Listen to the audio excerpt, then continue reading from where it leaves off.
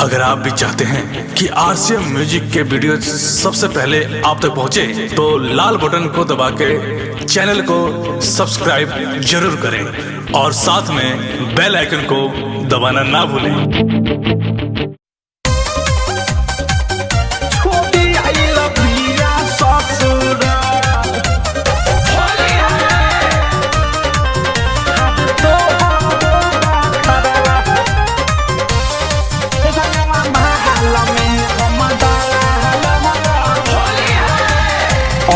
के होली भौज तो हंस न खेलो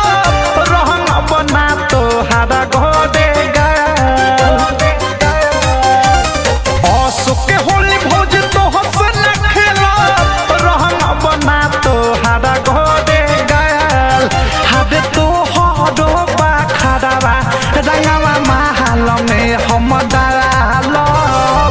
छोड़ी आइल बिया ससुर हद तो रंगवा महल में हम डालो छोड़ी आइल बिया ससुर छोड़ी आइल बिया ससुर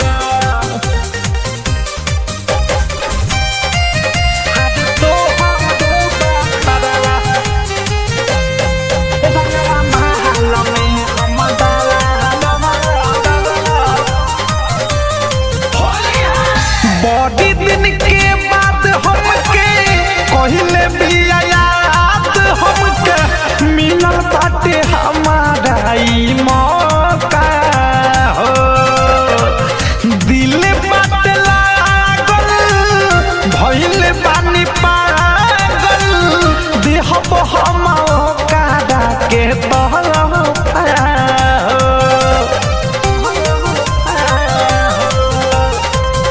बड़े दिन के बाद हमके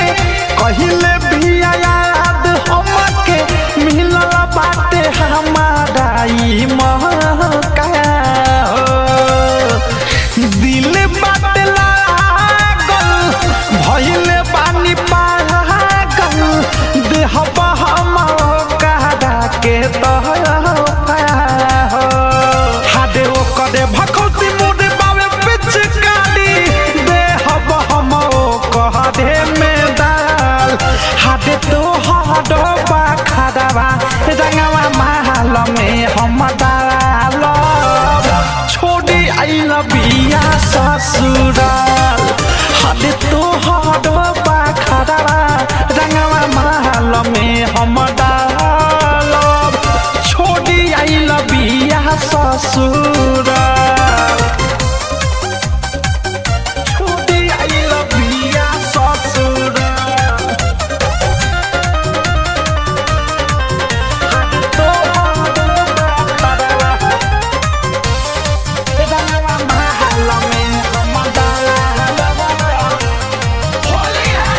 फायदा उठाई नाही सादा माई बादी उत हमर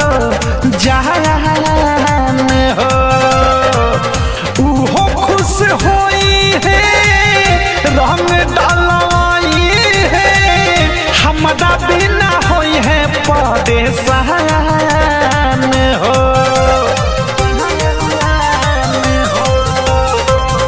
फायदा उठाई नाही सादा माई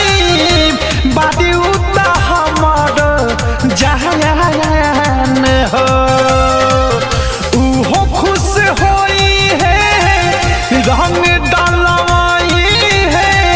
हमरा बिना होई है परेशान हो राइटर राकेश अवधेश प्रेमी अनुराग भी बावे फिलहाल हाथे तो हदो बा खड़ावा रंगवा महल में हम डालो छोड़ी आइल बिया ससुराल हाथे तो हदो बा खड़ावा रंगवा महल में हम डालो छोड़ी आइल बिया ससुराल के होली भौज तो हंस न खेलो रहन बना तो हरा घोड़े गल रंगवा महल में हम डालब छोड़ी आइल बिया ससुर हाथ तोहरो बाखरवा रंगवा महल में हम डालब